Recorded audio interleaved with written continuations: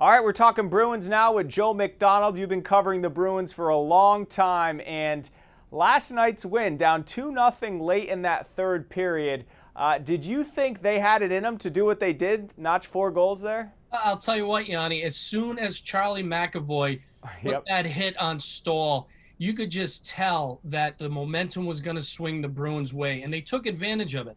And that's the team that we know. It's an Mm-hmm. experienced group down in that situation. They know they needed that win to get up 3-1 in the series. So it did. That hit by McAvoy was huge, and you saw that momentum swing.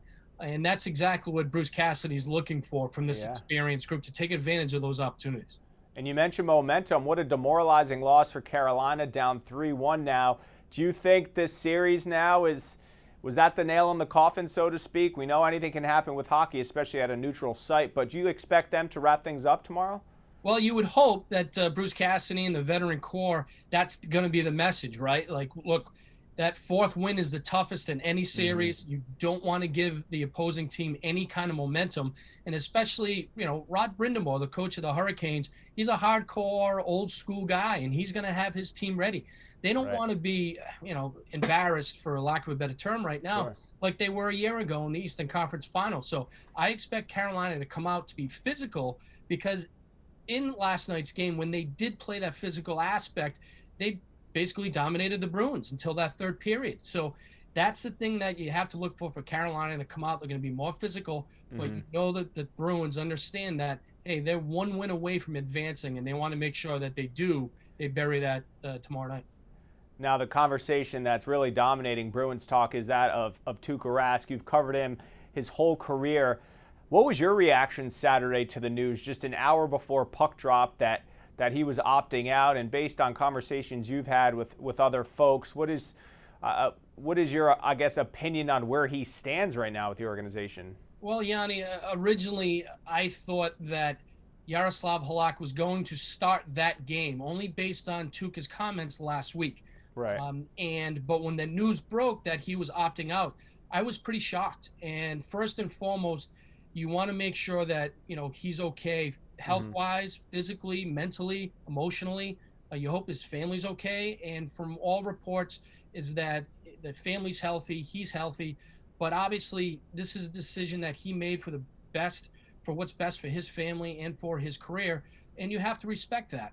I'm sure that the Bruins were a little bit disappointed, even though to a man they say that they have his back, and that's what the Bruins are all about. But I've said and I've written in the past that when his contract is up at the end of next season, it wouldn't surprise me one bit if he retired. I've said that in the past, even before all this Hmm. happens. Now seeing this, it definitely wouldn't surprise me if he decides to call it quits sometime in the near future. But the one thing that the reason why they went out and got Yaroslav Halak was for this reason, so they could have a 1A, 1B tandem. And Sure. now it's all Halak. You're going to see him for the remainder of the Stanley Cup playoffs.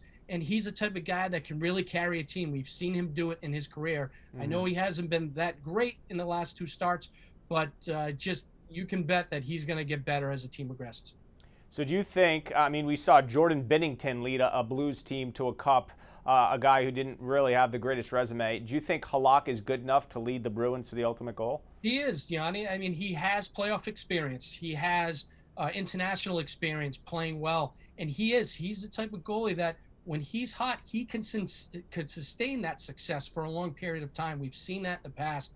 And I expect now that he knows that this is his opportunity, then he's going to run with it. And however, if he happens to stumble and Bruce Cassidy decides to go with Daniel Vladar, uh, you know, Rhode Island folks know him from the Providence Bruins. He had a Right. great season with the P Bruins.